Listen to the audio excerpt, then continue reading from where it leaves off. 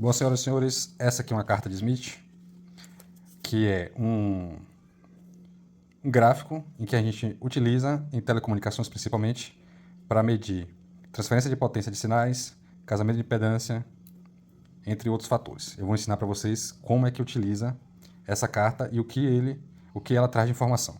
Primeiro a gente vai pensar o seguinte. Imagine que eu tenho aqui um carro, e esse carro tem um farol que está iluminando uma estrada. Agora imagine que eu tenho aqui neblina, partículas de água que vão refletir essa luz de volta para o meu carro. Aliás, é por isso que os carros têm um farol de neblina baixo, para você poder enxergar o chão e quem está de longe poder te enxergar sem que você fique cego. Não é aconselhável usar farol alto em neblina, justamente por conta da reflexão que a luz sofre e pode atrapalhar a sua visualização. Então eu tenho aqui uma reflexão de potência. Imagine que eu estou dispensando aqui 1 watt de potência de luz e retorna 0,4 watts de luz. Isso não é legal. Eu tenho minha fonte. Imagine que eu tenho uma fonte. Eu tenho aqui um receptor que vai processar essa informação e eu tenho a saída. Fonte, receptor e saída. Certo? Agora no circuito elétrico. Isso aqui para um sistema com luz, né? Agora no circuito elétrico. Eu tenho um fio. Todo fio, independente do calibre, independente do material, ele vai apresentar um comportamento indutivo, um comportamento resistivo e um comportamento capacitivo. Todos os circuitos elétricos vão apresentar isso, mesmo que seja apenas um fio, numa instalação elétrica de uma casa. Então eu posso representar esse fio aqui como um resistor, um indutor, uma bobina, e um capacitor. Todos em série, certo? Lógico que essa resistência e essa capacitância, elas vão ser complexas. Então, esse componente resistivo, ele vai ser dado em ohms. Esse componente indutivo vai ser dado em henries. E esse componente capacitivo vai ser dado em farads. Só que essa resistência aqui, ela vai estar em fase com o sinal, a tensão e a corrente. Essa indutância, ela vai ter uma fase a depender da frequência, que vai depender da frequência. E o seu valor também vai depender da frequência. E vai ser chamada de impedância. Todo o conjunto aqui é impedância total. Mas a resistência nesse indutor aqui vai ser representado por uma impedância indutiva. E a resistência aqui vai ser chamada de resistência capacitiva. Ou X de C ou R de C. Certo? Então, imagine que eu estou emitindo um sinal por um fio. Eu tenho um fio, certo? E eu tenho uma antena aqui para receber o sinal, um receptor, e eu tenho uma fonte geradora. Eu quero que toda a minha potência da fonte geradora chegue no receptor, 100%. Só que isso é impossível, pelas características indutivas e capacitivas e resistivas de qualquer condutor, seja ele até o ar. Até mesmo o ar vai apresentar algumas propriedades que vão interferir na máxima transferência de potência. O que acontece? Eu vou ter um fator de potência, que vai me dizer quanto do que eu estou emitindo vai estar sendo recebido. E é isso que vai estar escrito aqui embaixo, através de vários parâmetros de transferência de potência. Eu não vou entrar em muitos detalhes, mas aqui a gente consegue ver alguns, como SWR, etc. Geralmente, para um sinal ser classificado como de boa qualidade, ou um condutor ser classificado como um bom condutor ali com poucas perdas, ele vai estar nessa faixa aqui mais central, mais próximo do centro. Jamais no centro, porque aqui no centro é como se houvesse um curto, mais próximo do centro, e quanto mais para lá, geralmente o sinal vai ter uma perda muito grande. A mesma coisa nessa direção aqui, certo? Então, esse fio tem essas propriedades capacitivas, indutivas e resistivas.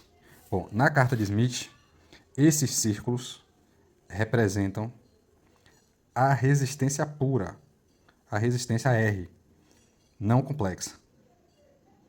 Certo? A resistência em ohms mesmo, que não é dada pela capacitância nem pela indutância. Então você vê que tem vários círculos, certo? Aqui nesse ponto, a gente tem os 50 ohms, que é considerado uma convenção. Eu tenho outro ponto aqui também, que tem seu significado, né? E eu vou analisar essa resistência com base nos dados que são apresentados aqui.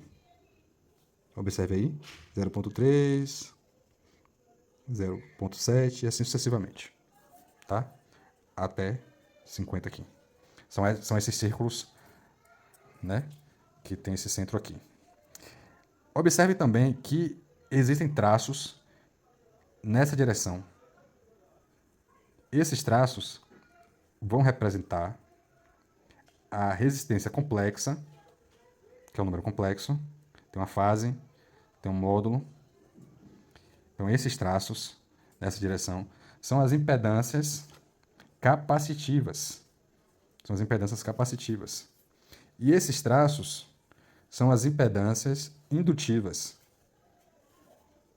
São as impedâncias indutivas. Então, o que acontece? Um ponto que esteja aqui, observe, se eu utilizar um analisador de espectro vetorial, eu vou encontrar um ponto aqui, ele vai estar aqui, ó, com essa resistência pura, ele vai ter essa, eu venho aqui até o ponto, esse valor de impedância capacitiva. Se ele estiver aqui para baixo, lembrando que a impedância capacitiva e a indutiva, elas se anulam. Inclusive, é um fator de correção em alguns circuitos que eu coloque um capacitor em série com a linha de transmissão para poder anular a impedância indutiva. Se eu tiver aqui um ponto abaixo, eu vou ter, o ponto seria esse aqui, né? A mesma resistência pura, porém eu vou ter impedância capacitiva. Lembrando que impedância é a soma total das resistências. A impedância indutiva aqui, com esse valor que eu vou ter que seguir aqui a linha, e vai dar esse valor de cá, certo? E aí o que eu faço? Eu vou cruzar os dois pontos, pego uma régua, vou aqui embaixo e vou achar meu fator de potência sem precisar de cálculos. Então é para isso que serve a carta de Smith. Lógico que existem várias outras coisas, outras numerações aqui, tal, mas o básico da carta de Smith é isso aí. E facilita muito a análise de circuitos de transmissão de dados. Agora a gente vai fazer um experimentozinho aqui. Bom, esse é um instrumento muito complexo, porém de baixo custo, está no mercado aí, para analisar esses cabos de rede, antenas, etc., né? Que é o VNA, que é um analisador de espectro vetorial. Bom, para testar ele aqui, eu tenho aqui a carta de Smith, sendo mostrada nele, e eu tenho essa plaquinha